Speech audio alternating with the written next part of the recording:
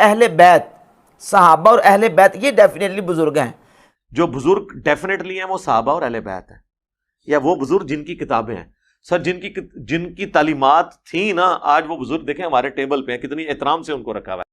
سوال یہ پیدا ہوتا ہے کہ نبی پاک صلی اللہ علیہ وآلہ وسلم کے تقریباً 1.25 لاکھ کے قریب صحابہ کرام ہیں، اور ان 1.25 لاکھ صحابہ کے حالات ہمیں سارے کے سارے کے نہیں ملتے.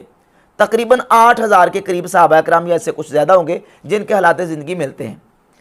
پہلے تو یہ سمجھیں کہ کسی صحابی کی صحابیت کس طرح ثابت ہوتی ہے، کیونکہ نبی کریم علیہ الصلوۃ والسلام کے جمیع صحابہ کرام کی صحابیت کا ذکر قرآن میں نہیں ہے.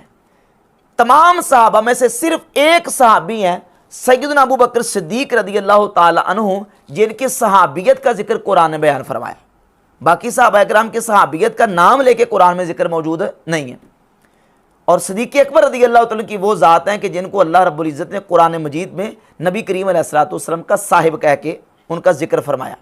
اب صحابہ باقی جو رہ گئے ان کی صحابیت کیسے ثابت ہوگی؟ بعض صحابہ تو وہ جن کی صحابیت احادیث سے ثابت ہے، اور بعض صحابہ وہ ہیں کہ جن کا تو قرآن و حدیث میں تذکرہ ہی نہیں ہے، نام لے کے ان کا ذکر ہی موجود نہیں ہے احادیث میں. تو کیا نعوذ باللہ تعالیٰ ان کی صحابیت کا انکار کر دیں گے، یا ان کو صحابی نہیں مانیں گے، یا ان کی بزرگی کا انکار کریں گے؟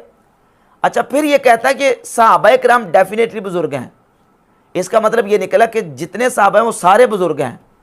تو تم تو ان بزرگوں کے بارے میں اپنی زبان کھولتے ہو. سیدنا امیر معاویہ رضی اللہ تعالیٰ عنہ نبی کریم علیہ الصلوۃ والسلام کے جلیل القدر صحابی ہیں. جب صحابی ہونے کی بنیاد پر وہ بزرگ ہیں، اور بزرگوں کے بارے میں زبان نہیں کھولنی، احادیث بھی اسی کا تقاضا کرتی ہیں، سرکار نے حدیث میں حکم بھی اسی بات کا دیا ہے، تو تم تو ان کے بارے میں زبان کھولتے ہو، ان کے بارے میں کتنے کتنے نازیبہ کلمات کہتے ہو. اور پھر یہ کہتا ہے جی کہ یہ کتابوں والے بزرگ ہیں. اب یہ کتابوں والے جو بزرگ ہیں ان کا ذکر قرآن و حدیث میں کہاں ہے؟ رسول اللہ صلی اللہ علیہ وسلم نے ان کی بزرگی کا ذکر کہاں کیا ہے؟ پھر یہ بھی کہا کہ یہ جو جن کو بزرگ کہتے ہیں، کہا کہ